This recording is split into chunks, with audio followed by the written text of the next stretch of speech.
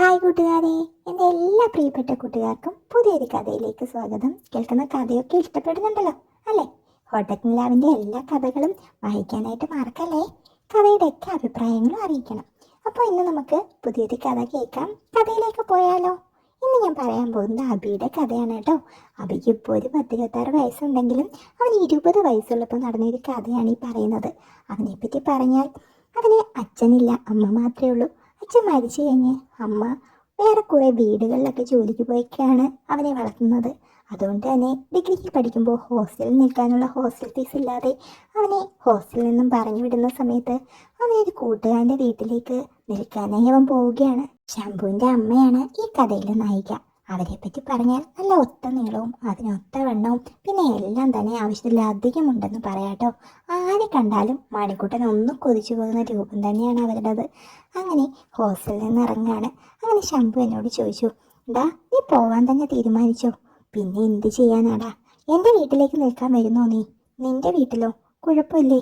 എൻ്റെ വീട്ടിൽ അമ്മയും ഞാനും മാത്രമേ ഉള്ളടാ. അച്ഛൻ ഗൾഫിലാണ്. ഞാൻ അമ്മയോട് ഒന്ന് സംസാരിച്ച് നോക്കാം. പ്രതീക്ഷയൊന്നും ഇല്ലെങ്കിലും ഞാൻ ശംഭുവിനോട് ഓക്കെ പറഞ്ഞു. അങ്ങനെ അവൻ അമ്മയോട് സംസാരിക്കാൻ പോയി. കുറച്ച് കഴിഞ്ഞിട്ട് വാ വീട്ടിൽ പോവാന്ന് പറഞ്ഞു. അങ്ങനെ ഞങ്ങൾ അവൻ്റെ വീട്ടിലെത്തി. വാടാ, അവൻ അകത്തേക്ക് വിളിച്ചു. കോളിംഗ് ബെൽ അടിച്ച് അപ്പോൾ തന്നെ അവൻ്റെ അമ്മ വന്ന് ഡോറ് തുറന്നു. അവൻ്റെ അമ്മയെ കണ്ടപ്പോൾ എൻ്റെ മാളിക്കുട്ടൻ ശരിക്കും നനങ്ങി. വാ മോനെ, അകത്തേക്ക് വാ. ഞാൻ ചിരിച്ചുകൊണ്ട് അകത്തേക്ക് കയറി. എന്താ മോൻ്റെ പേര്? ആൻറ്റി എന്നോട് ചോദിച്ചു. അബി, ഞാൻ വിക്കി വിക്കി പറഞ്ഞു. ആഹാ, നല്ല പേരാണല്ലോ. ആളെപ്പോലെ തന്നെ പേരും കൊള്ളാട്ടോ. ഇവൻ്റെ അച്ഛനോട് ഞാൻ പറഞ്ഞിട്ടില്ല കേട്ടോ. പുള്ളി ഇനി വരാനേ ഒരു 3 കൊല്ലമൊക്കെ എടുക്കും. അതിനു മുന്നേ മോൻ്റെ ക്ലാസ്സൊക്കെ തീരുമല്ലോ, അതുകൊണ്ട് പറയണ്ടെന്ന് കരുതി. അതിനു മുൻപ് ഞാൻ പൈസ കൊടുക്കും ആൻറ്റി ഹോസ്റ്റലിൽ, എന്നിട്ട് ഞാൻ ഹോസ്റ്റലിലേക്ക് മാറിക്കോളാം. പെട്ടെന്ന് ആൻറ്റി പറഞ്ഞു, അതൊന്നും വേണ്ട, ഇവിടെ ഫ്രീ ആയിട്ട് താമസിക്കാം. മോൻ ഇവിടെ തന്നെ നിന്നോ. പേയിങ് ഗസ്റ്റ് ആയിട്ടൊന്നും ഞങ്ങളിവിടെ ആരെയും നിർത്തുന്നില്ല. ചിരിച്ചുകൊണ്ടാണ് ആൻറ്റി പറഞ്ഞത്. ഓ, അതൊന്നും ശരിയാവില്ല ആൻറ്റി. വെറുതെ ഇവിടെ നിന്നാൽ അമ്മയ്ക്കും അത് ഇഷ്ടാവില്ല. നീ ഇപ്പോളേ എൻ്റെ മോനെ പോലെയാ. അവൻ്റെ കൂടെ അതേ റൂമിൽ തന്നെ വേണമെങ്കിൽ കിടന്നു, അല്ലെങ്കിലേ അതിനപ്പുറത്ത് മുകളിൽ തന്നെ വേറെ റൂമുണ്ട്. അതിലേതാണ് എനിക്ക് ഇഷ്ടമെന്ന് വെച്ചാൽ അവിടേക്ക് കിടക്ക്. അങ്ങനെ ഞാനും അവനും കൂടി മുകളിലത്തെ നിലയിലേക്ക് നടന്നു. അവനെനിക്ക് അവൻ്റെ റൂമിൻ്റെ അപ്പുറത്തുള്ള റൂം കാണിച്ചു തന്നു. എന്നിട്ട് അവൻ മാറിപ്പോയി. ഞാൻ എൻ്റെ ലഗേജൊക്കെ വെച്ച് ബാത്റൂമിൽ കയറി ഒന്ന് കുളി കഴിഞ്ഞ് ഒരു ഷോർട്ട് നിക്കറും അതുപോലെ കയ്യില്ലാത്തൊരു ബനിയനും ഒക്കെ ഇട്ട് താഴേക്ക് വന്നു. പിന്നെ ഞങ്ങളെല്ലാവരും കൂടി കുറേ നേരം സംസാരിച്ചിരുന്നു. അപ്പോഴാണ് അവൻ്റെ ലവർ വിളിക്കുന്നത്. ഇപ്പോൾ വരാടാന്നും പറഞ്ഞ് അവൻ അതും കൊണ്ട് പോയി. ആൻറ്റി പെട്ടെന്ന് എന്നോട് പറഞ്ഞു, ഇനിയിപ്പോൾ അവനെ നോക്കണ്ട മോനെ, അവളെ ഉറക്കി കിടത്തിയിട്ടേ എൻ്റെ മോൻ വരൂ. ഞാൻ പെട്ടെന്നൊന്ന് ചിരിച്ചു. നിനക്ക് ലവറൊന്നും ഇല്ലേടാ? ഇല്ല ആൻറ്റി, അതിനുള്ള ടൈം കിട്ടണ്ടേ, കഷ്ടപ്പാടാണെന്നേ. അത്ര ബിസിയാണോ നീ? അതുകൊണ്ടാണോ നീ ഇതൊന്നും എടുത്ത് കളയാത്തേ? എനിക്ക് ചെറിയൊരു ചമ്മൽ തോന്നി. ശരിയാണ്, അവിടെയൊക്കെ വളർന്നിരിക്കുകയാണ്. ഞാൻ ചമ്മി തന്നെ ഇരുന്നു. എടാ മോനെ, ഇവിടെയൊക്കെ മുടിയൊക്കെ എടുത്ത് കളയണം, അല്ലെങ്കിൽ ഏതെങ്കിലും ക്രീം നോക്കണം. പിന്നെ അല്ലെന്നുണ്ടെങ്കിലേ എന്തെങ്കിലും അസുഖം പിടിക്കും കൊച്ചേ. ശരി, ഇനി ചെയ്യാം ആൻറ്റി. എല്ലായിടവും ഇങ്ങനെ തന്നെയാണോ? ആൻറ്റി ചിരിച്ചുകൊണ്ട് പറഞ്ഞു. ഞാനൊന്ന് ഞെട്ടി. ഇങ്ങനെ ചോദിക്കുമെന്ന് ഞാൻ കരുതിയില്ല. അത് കേട്ടപ്പോൾ മണിക്കുട്ടൻ ഒന്ന് അനങ്ങുകയും ചെയ്തു. ഉണ്ട് ആൻറ്റി, എല്ലാം എടുക്കാം. ഞാനൊന്ന് ചിരിച്ചുകൊണ്ട് ചമ്മൽ മറയ്ക്കാനായി പറഞ്ഞു. ആൻറ്റി പെട്ടെന്ന് വീണ്ടും പറഞ്ഞു, പിന്നെ അസുഖം മാത്രമല്ല, ഒരു വല്ലാത്ത സ്മെല്ലാവും അവിടൊക്കെ. ആഹാ, ആൻറ്റി ആണെങ്കിൽ എങ്ങനെയാ? ഞാനിങ്ങനെയൊന്നും വെച്ചേക്കില്ല. ഇടയ്ക്കിടയ്ക്ക് എല്ലാം എടുക്കും. ഇത് തന്നെ അവസരമെന്ന് കരുതി ഞാനൊന്ന് മുട്ടാൻ തന്നെ തീരുമാനിച്ചു. വെറുതെ എന്നോടങ്ങനെ പറഞ്ഞതുകൊണ്ടല്ലേ ഇങ്ങനെയൊക്കെ പറയുന്നത്. എനിക്കറിയാം അതൊന്നും അല്ല അങ്ങനെയെന്ന്. ആഹാ, അന്നാ നീ ഒന്ന് നോക്കിയേ എന്ന് പറഞ്ഞ് പെട്ടെന്ന് തന്നെ കൈപൊക്കി. ഞാൻ അടുത്ത് ചെന്ന്. അപ്പോഴേക്കും നല്ല മണം വരുന്നുണ്ടായിരുന്നു. ഇപ്പോൾ കുളിച്ചിട്ട് വന്നതാണെന്ന് തോന്നുന്നു. ആഹാ, നല്ല മണമുണ്ടല്ലോ. ഞാൻ പറഞ്ഞപ്പോൾ നിനക്ക് വിശ്വാസമായില്ലല്ലോ. എനിക്കങ്ങനെ വെച്ചേക്കുന്നതൊന്നും ഇഷ്ടമല്ല. എപ്പോഴും നന്നായിട്ട് തന്നെ വെച്ചേക്കണം. എന്തേ, നിനക്ക് ഇഷ്ടമായോ ഈ മണം? എനിക്ക് ശരിക്കും ഇഷ്ടമായി. പിന്നെ എനിക്ക് ഇഷ്ടക്കുറവൊന്നുമില്ല. പിന്നെ നിനക്കിഷ്ടമാണെങ്കിൽ മണപ്പിച്ചോ. അതും പറഞ്ഞ് അതെൻ്റെ മൂക്കിൻ്റെ അടുത്തേക്ക് തന്നെ കൊണ്ടുവച്ചു. ഞാൻ നല്ലതുപോലെ ഒന്ന് മണപ്പിച്ചു. എന്ത് മണമായത്! എൻ്റെ മൂക്കിലേക്കും മനസ്സിലേക്കും ഒക്കെയാണ് മണം ഇറങ്ങി വന്നത്. ഞാൻ പെട്ടെന്ന് ചോദിച്ചു, എല്ലായിടവും ഇങ്ങനെ തന്നെയാണോ? അവരൊന്ന് ചിരിച്ചുകൊണ്ട് പറഞ്ഞു, എങ്ങനെ അതൊന്നും മണപ്പിക്കാൻ നിൽക്കണ്ട കേട്ടോ. അതേ മണം തന്നെ എല്ലായിടവും. ഇതേ മണം തന്നെയാണോ? ഞാനൊന്ന് നോക്കട്ടെ. നോക്കിയിരുന്നോ, പോടാ, പോയി പഠിക്കാൻ നോക്കിച്ചേക്കാം. ഞാൻ ചമ്മി. പിന്നെ മണിക്കുട്ടൻ ശരിക്കും വല്ലാണ്ടിരിക്കുകയായിരുന്നു. അപ്പോഴാണ് ഓർമ്മ വന്നത്, ആൻറ്റി ഇപ്പോൾ കുളിച്ചതല്ലേ ഉള്ളൂ. അപ്പോൾ ബാത്റൂമിലോട്ടൊന്ന് കയറിയാൽ എന്തെങ്കിലുമൊക്കെ കിട്ടുമായിരിക്കും. ഞാൻ നേരെ താഴെയുള്ള കോമൺ ബാത്റൂമിലേക്കൊന്ന് കയറി. അപ്പോൾ കാണാം ബക്കറ്റിൽ കിടക്കുന്നു. ഞാൻ പതിയെ അതെടുത്തു. എന്നിട്ടൊന്ന് മണപ്പിച്ച് നോക്കി. ഒരു വല്ലാത്ത മൂക്കിലേക്ക് ചൂഴ്ന്ന് കയറുന്നൊരു ഗന്ധമായിരുന്നു. എന്തിൻ്റെയൊക്കെയോ ഒരു മിക്സഡ് ആയിട്ടുള്ള മണം. എനിക്ക് അപ്പോൾ തന്നെ മണിക്കുട്ടൻ വല്ലാത്തൊരു സിഗ്നൽ തന്നു. പിന്നെ എനിക്ക് പിടിച്ചു നിൽക്കാനായില്ല. അത് കയ്യിലെടുത്തുകൊണ്ട് കാര്യമൊന്നങ്ങ് സാധിച്ചു. അത് കഴിഞ്ഞ് ഒന്നും സംഭവിക്കാത്തതുപോലെ ബാത്റൂമിൽ നിന്നിറങ്ങി മുറിയിലേക്ക് പോയി. മുറിയിലെത്തിക്കഴിഞ്ഞ് ചിന്തിച്ചപ്പോഴാണ് ഓർത്തത്, അതിലൊക്കെ വീണെന്ന് തോന്നുന്നു. ആൻറ്റിക്ക് മനസ്സിലാവുമോ എന്തോ. ഒന്നും കഴുകിക്കളയാനും പറ്റിയില്ല. പിന്നെ പെട്ടെന്ന് റൂമിൽ നിന്ന് വെളിയിലിറങ്ങാനുള്ള ധൈര്യവുമില്ലായിരുന്നു. കുറച്ച് കഴിഞ്ഞപ്പോൾ ആൻറ്റി താഴെന്ന് വിളിച്ചു ഫുഡായെന്നും പറഞ്ഞ് ഫുഡൊക്കെ കഴിച്ചു കഴിഞ്ഞ് ഞാൻ പതിയെ ബാത്റൂമിലൊന്ന് കയറി നോക്കി. ഇല്ല, ബക്കറ്റിൽ ആ സാധനം കാണുന്നില്ല. ആൻറ്റി അത് എടുത്തതാണെന്ന് ഉറപ്പാണ്. നല്ലതുപോലെ എനിക്ക് പേടിയായി. ഇനി അവൻ്റെ അടുത്തെങ്ങനെ പറയൂ, ഇനി ഇവിടെ നിന്ന് ഇറക്കി വിടൂ. എന്തൊരു അവിവേകവും ഞാൻ കാണിച്ചത്. ആകെപ്പാടെയുള്ളൊരു കച്ചിത്തുരുമ്പായിരുന്നു. ഇവിടെയും എൻ്റെ തനി സ്വഭാവം ഇറങ്ങി വന്നു. കിടക്കാൻ പോയപ്പോഴേക്കും ഞാൻ ഗുഡ് നൈറ്റ് പറഞ്ഞു. അപ്പോൾ ഒരു വല്ലാത്ത ചിരിയോടുകൂടിയാണ് ആൻറ്റി ഗുഡ് നൈറ്റ് പറഞ്ഞതെന്ന് എനിക്ക് തോന്നി. റൂമിൽ പോയപ്പോഴും ഇത് മുഴുവനും ചിന്ത ഇതായിരുന്നു. അങ്ങനെ കിടന്നുറങ്ങി. രാവിലെ ആൻറ്റി വിളിച്ചപ്പോഴാണ് ഉണർന്നത്. പിന്നെ കുളിച്ച് ഫ്രഷായിട്ട് കോളേജിലേക്ക് പോയി വന്നപ്പോൾ ആൻറ്റി വീട്ടിൽ തന്നെയുണ്ട്. ഫുഡൊക്കെ കഴിച്ച് അങ്ങനെ സംസാരിച്ചിരുന്നു. അപ്പോഴാണ് അവൻ്റെ ലവർ വിളിച്ചത്. ഓ, ഇനിയിപ്പോഴൊന്നും അവൻ വരില്ല. അങ്ങനെ അവൻ അതും കൊണ്ട് ദൂരേക്ക് നടന്നു പോകുന്നത് കണ്ടു. ആൻറ്റി പെട്ടെന്ന് എൻ്റെ അടുത്തേക്ക് നീങ്ങിയിരുന്നിട്ട് പതിയെ പറഞ്ഞു, എടാ നിന്റെ നമ്പർ താ. ഞാൻ നമ്പർ കൊടുത്തു. വാട്സപ്പ് ഇതിൽ തന്നെയല്ലേ? അതേന്ന് ഞാൻ പറഞ്ഞു. എല്ലായിടവും ശരിയാക്കിയോ? ആ, ആക്കി ആൻറ്റി. ഞാൻ ഈ കള്ളച്ചിരിയോടെ പറഞ്ഞു. ചുമ്മാ പറയല്ലേ ചെറുക്ക, സത്യമായിട്ടും നോക്കട്ടെ. ഞാൻ പെട്ടെന്ന് കൈയൊന്ന് പൊക്കി കാണിച്ചു. താഴെയോ? ആ, ഒന്ന് കാണിച്ചേ. ഇന്നലെ ആൻറ്റി കാണിച്ചില്ലല്ലോ. നീ ആദ്യം, പിന്നെ ഞാൻ പിന്നെ എൻ്റെ മണിക്കുട്ടനെ പതിയൊന്ന് പറഞ്ഞ് മനസ്സിലാക്കി. എന്നിട്ട് തക്കാലം നീ ഒന്ന് അടങ്ങ്, ഞാൻ ആൻറ്റി ഒന്ന് കാണിക്കട്ടെ എന്ന് പറഞ്ഞ് ഒരു വിധാവനെ ഒതുക്കിയിട്ട് ആൻറ്റി ഒന്ന് കാണിച്ചു. എൻ്റെ മുഖത്തേക്ക് നോക്കി ആൻറ്റി ഒന്ന് ചിരിച്ചു. അപ്പോഴേക്കും ഞാൻ പെട്ടെന്ന് തന്നെ നേരെയാക്കി. എന്നിട്ട് ഞാൻ പറഞ്ഞു, ഇനി ആൻറ്റി അവൻ വന്നാലോ? അവനൊന്നും വരില്ല. പെട്ടെന്ന് തന്നെയായിരുന്നു അത്. ഞാൻ ആകെ ഒരു വല്ലാതെ ആയിപ്പോയി. ആദ്യമായിട്ടായിരുന്നു കാണുന്നത്. കണ്ടോ, നല്ലതുപോലെ പറ്റിയില്ല. ഇപ്പോൾ ഇത്രയും മതി പറഞ്ഞിട്ട് പെട്ടെന്ന് തന്നെ ആൻറ്റി അടുക്കളയിലേക്ക് പോയി ജോലിയൊക്കെ ചെയ്യാൻ തുടങ്ങി. ഞാൻ ഇന്നലത്തെ പോലെ മണിക്കുട്ടിനെ ഒന്ന് സമാധാനിപ്പിക്കാനായി ബാത്റൂമിലേക്ക് കയറി.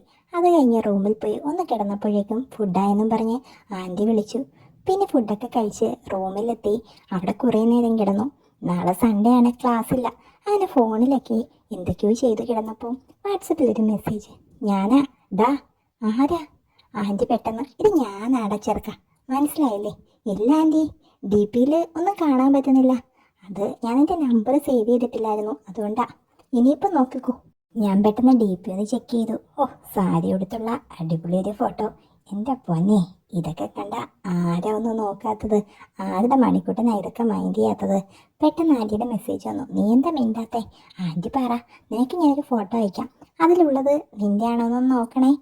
അതും പറഞ്ഞിട്ട് ആൻറ്റി ഒരു പിക്ക് അയച്ചു.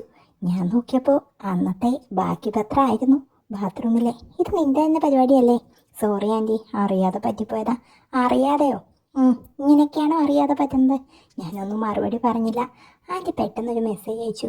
ഒരു സ്മൈലി ആയിരുന്നു. നിനക്ക് ഇതിൻ്റെ മണം ഇഷ്ടമായോ? ഞാനൊന്നും പറഞ്ഞില്ല. നീ എന്താ മിണ്ടാതിരിക്കുന്നേ? എനിക്ക് കുഴപ്പമൊന്നും ഇല്ല ചേക്കാ. ആ മെസ്സേജ് വന്നപ്പോൾ എനിക്കൊരു ധൈര്യം കിട്ടി. Sorry anti. സോറി ഒന്നും വേണ്ട, ഞാൻ ചോദിച്ചതിൻ്റെ മറുപടി പറഞ്ഞേ. എന്ത്? നിനക്ക് ഇതിൻ്റെ മണം ഇഷ്ടമായോ? അതുകൊണ്ടല്ലേ അതെടുത്ത് കാര്യം സാധിച്ചേ. നിനക്ക് എന്ത് മണം അപ്പം കിട്ടിയേ? അത് പറയണോ? ആ പറയടാ. നീ അത് മണപ്പിച്ചപ്പോൾ എന്നിട്ട് മണിക്കുട്ടനോട് എന്താ പറഞ്ഞത്? ആ മെസ്സേജ് വന്നപ്പോൾ ഞാൻ പതിയെ മണിക്കുട്ടനെ ഒന്ന് എടുത്തു. എനിക്ക് ഒരു വല്ലാത്ത മണം ആൻറ്റി വന്നത്. നല്ലതാണോ ചീത്തയാണോ എന്ന് ചോദിച്ചാൽ എനിക്കിഷ്ടപ്പെട്ടു. ഒരു മിക്സഡ് മണം. നിനക്ക് എൻ്റെതാണെന്ന് മനസ്സിലായിട്ടാണോ നീ അത് എടുത്തത്? അത് പിന്നെ അങ്ങനെ തന്നെ മനസ്സിലായിട്ടാ. എനിക്ക് അപ്പോൾ ഒരു വല്ലാത്ത ചിന്തയൊക്കെ വന്നു. എന്ത് ചിന്ത? ഇത് ഇട്ട് നിൽക്കുന്ന ഒരു ചിന്ത. ആഹാ. അപ്പോൾ ആൻറ്റി ഒരു പിക്ക് കൂടി അയച്ചു. അത് നല്ല ഭംഗിയുള്ളൊരു പൂവിൻ്റെ ആയിരുന്നു.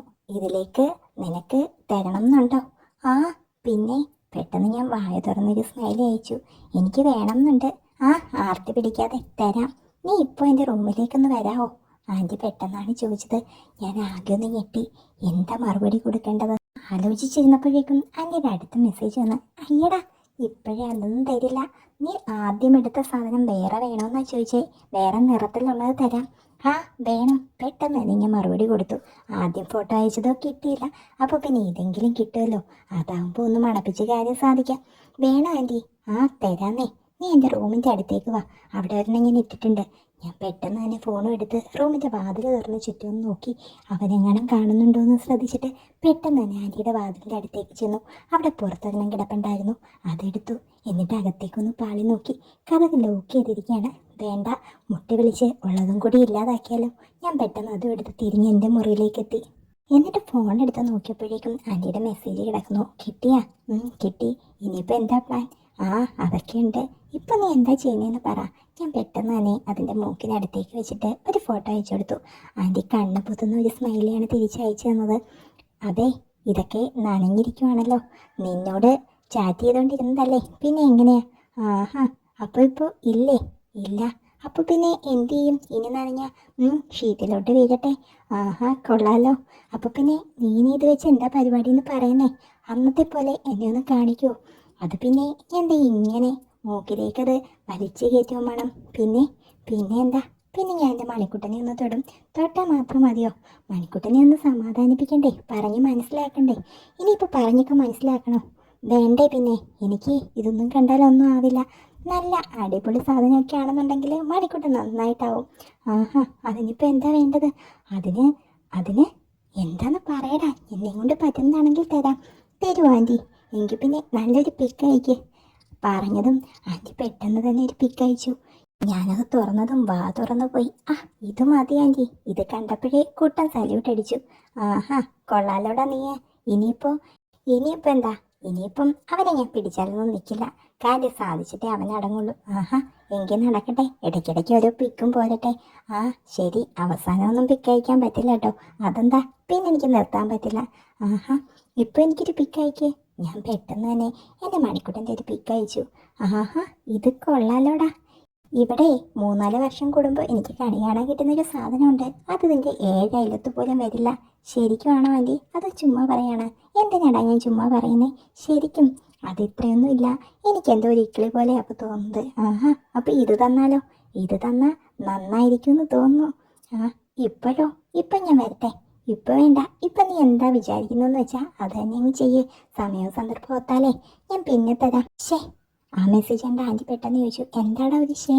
എനിക്കൊരാഗ്രഹമുണ്ട്, ഒന്ന് പിടിച്ചു തരുമോ ആൻറ്റി? അയ്യടെ ചെറുക്ക, താനെ അങ്ങ് പിടിച്ചാൽ മതി. പ്ലീസ് ആൻറ്റി, ഒന്ന് പിടിച്ചു തന്നേ. എന്നെ ഓർക്കുകയും വേണം, എൻ്റെ സാധനം കാണുകയും വേണം. പിന്നെ ഇനിയിപ്പോൾ ഞാൻ പിടിച്ചും തരണം. മണിക്കുട്ടന് അതാ ഇഷ്ടം. ആൻറ്റി ഇങ്ങനെ പറഞ്ഞാൽ മതി. എങ്ങനെ? ഫോണിലൂടെ ഇങ്ങനെ? എങ്കിൽ പിന്നെ കാര്യം നടക്കട്ടെ. ഞാൻ പിടിച്ചിട്ടുണ്ട് കേട്ടോ.